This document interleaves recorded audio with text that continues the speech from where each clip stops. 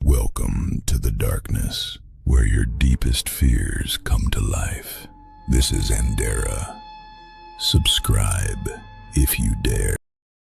स्वागत है अंधेरा में, जहां हम आपको सुनाते हैं वो कहानियां जो अंधेरे में छुपी होती हैं।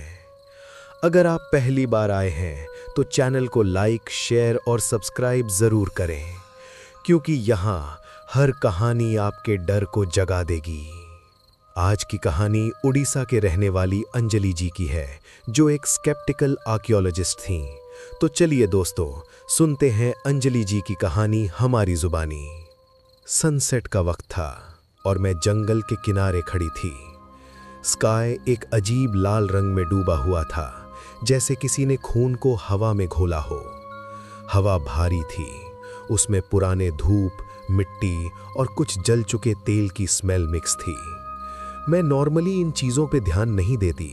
मैं एक आर्कियोलॉजिस्ट हूँ, लॉजिक पे बिलीव करती हूँ। पर उस दिन कुछ अलग था।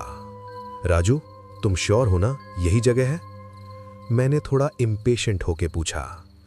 उसने सीधा जवाब नहीं दिया, बस जंगल के अंदर की तरफ देखते हुए बोला, मैडम यही है, लेकिन आगे जो है वो नॉर्मल नहीं है। मैं हंसी। परफेक्ट, इसीलिए तो आई हूं। सच बोलूं तो मुझे थ्रिल हो रहा था। एक untouched site, ancient temple, unknown symbols, ये सब मेरे लिए ट्रेजर जैसा होता है। हम जंगल के अंदर बढ़े। जैसे जैसे हम आगे जा रहे थे, मुझे फील हो रहा था कि हवा ठंडी नहीं बल्कि हैवी हो रही है, जैसे कोई देख रहा हो हर तरफ से। फिर मुझे पहली बार वो आवाज सुनाई दी, तन तन तन, मंदिर की घंटी। मैं तुरंत रुक गई। यहां कोई और भी है? राजू ने धीरे से सिर हिला दिया। नहीं, यहां कोई नहीं होता। मेरी स्पाइन में हल्का सा चिल गया, पर मैंने इग्नोर किया। और फिर मैंने उसे देखा। पेड़ों के बीच एक पुराना मंदिर, काला, पूरा का पूरा काला, जैसे किसी ने उसे जला दिया हो। मेरे अंदर का रिसर्चर इंस्टेंटली एक्टिवेट हो गया। वाओ!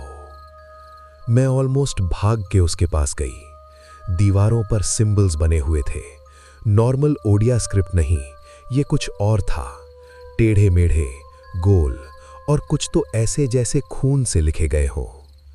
मैंने हाथ बढ़ाया टच करने के लिए। मैडम मत छूइए। राजू ने मेरा हाथ पकड़ लिया। मैंने इरिटेट होकर उसका हाथ हटा दिया। रिलैक्स, ये मेरा काम है। मैंने कैमरा निकाला, फोटो ली। 1 सेकंड में मुझे लगा सिंबल्स हिल रहे हैं, जैसे जिंदा हों, जैसे वो धीरे धीरे रेंग रहे हों। फ्लैश गया, सब नॉर्मल। मैंने अपने आप को समझाया, लाइट इल्यूजन अंजलि, बस।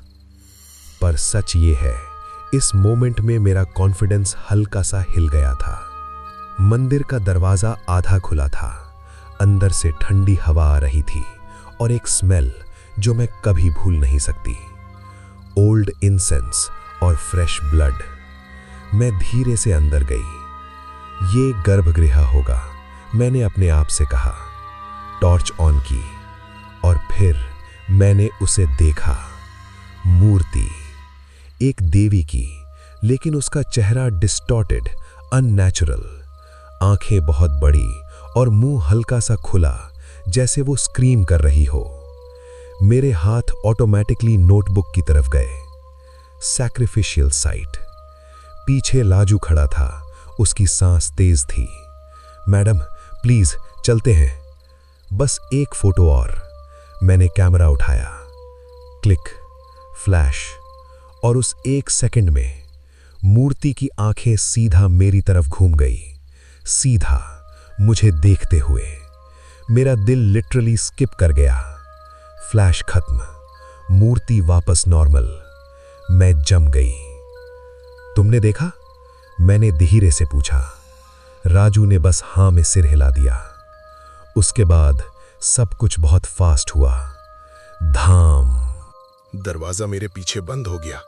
मैं लिटरली जंप कर गई। राजू, दरवाजा खोलो। हम दोनों ने मिल के पुश किया, पर वो हिला भी नहीं। तभी टन टन टन घंटी की आवाज वापस आई। इस बार ज्यादा पास, ज्यादा तेज, और उसके साथ धूप धूप धूप, जैसे कोई भारी चीज चल रही हो। फिर आवाज आई, बली बली बली। मुझे समझ नहीं आ रहा था क्या हो रहा है। मेरा लॉजिकल ब्रेन ब्रेक हो रहा था। ये कोई प्रैंक है, कोई लोग होंगे, मैं बार बार बोल रही थी, पर अंदर से मुझे पता था ये नॉर्मल नहीं है। टॉर्च फ्लिकर होने लगी, लाइट डार्क, लाइट डार्क, और जब लाइट स्टेबल हुई, मूर्ति गायब थी। मेरा गला सूख गया। मूर्ति कहाँ गए? राजू की आवाज कांप रही थी, पीछे मत देखो। पर मैंने देखा, और जो मैंने देखा वो आज तक मेरी नींद छीन लेता है। अंधेरे में एक लंबा सा शैडो धीरे धीरे शेप ले रहा था।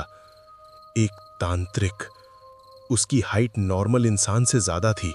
उसका बॉडी जना हुआ लग रहा था, बाल लंबे और आंखें लाल चमकती हुई। वो चल नहीं रहा था, वो सड़ रहा था, जमीन को टच किए बिना। बली बली बली, उसकी आवाज मेरे दिमाग के अंदर गूंजी। मैं चीख पड़ी, कौन हो तुम? वो हमारी तरफ बढ़ने लगा, हर मूवमेंट के साथ धुप धुप धुप। राजू चिल्लाया, भागो! हम दरवाजे की तरफ दौड़े। मैं पूरी फोर्स से पुश कर रही थी, पर दरवाजा नहीं खुल रहा था। पीछे से चैंटिंग और तेज हो गई, बली बली बली। और फिर मुझे अपने कान के पास एक ठंडी सांस महसूस हुई, बिल्कुल पास। तुम रह जाओ। मैंने बिना सोचे पूरी ताकत से एक फाइनल पुश मारा और दरवाजा खुल गया। मैं बाहर गिर गई। फ्रेश हवा, जंगल की आवाज, मैं जिंदा थी।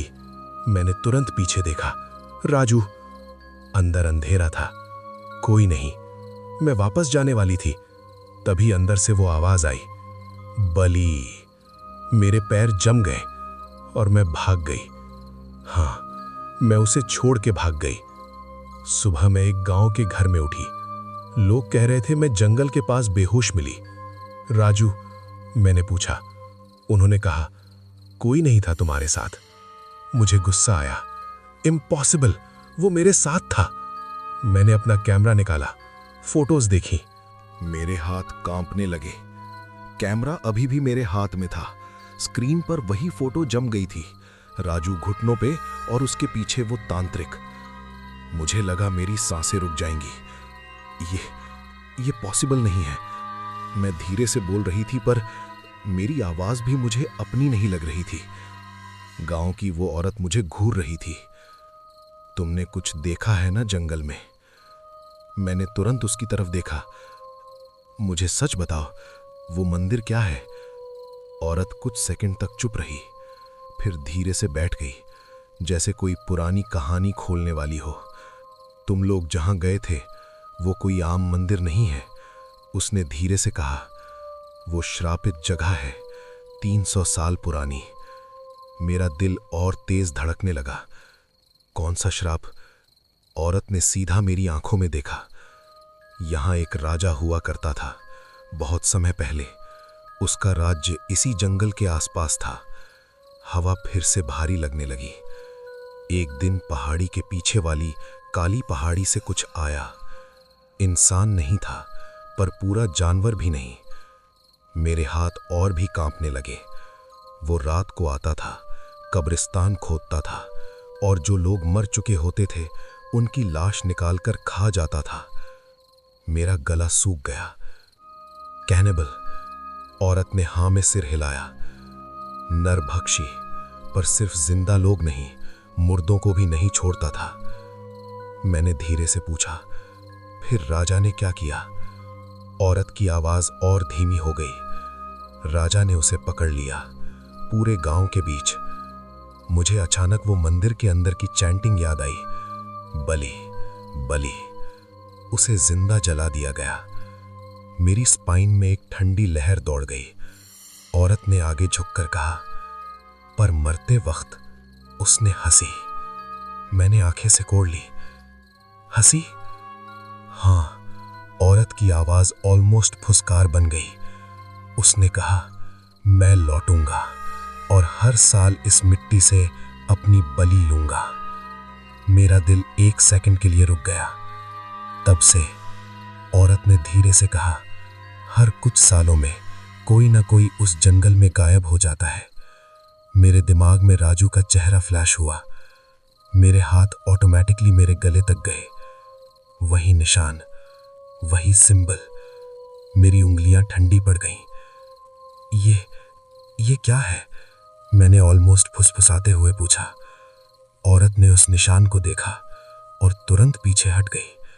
उसकी आंखों में डर साफ था। तुम्हें चुना गया है।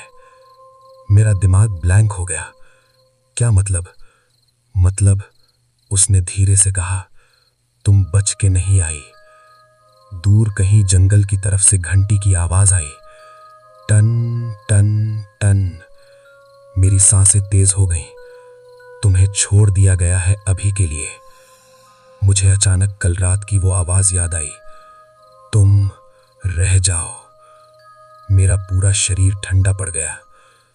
अगली बार औरत ने धीरे से कहा, वो तुम्हें लेने आएगा।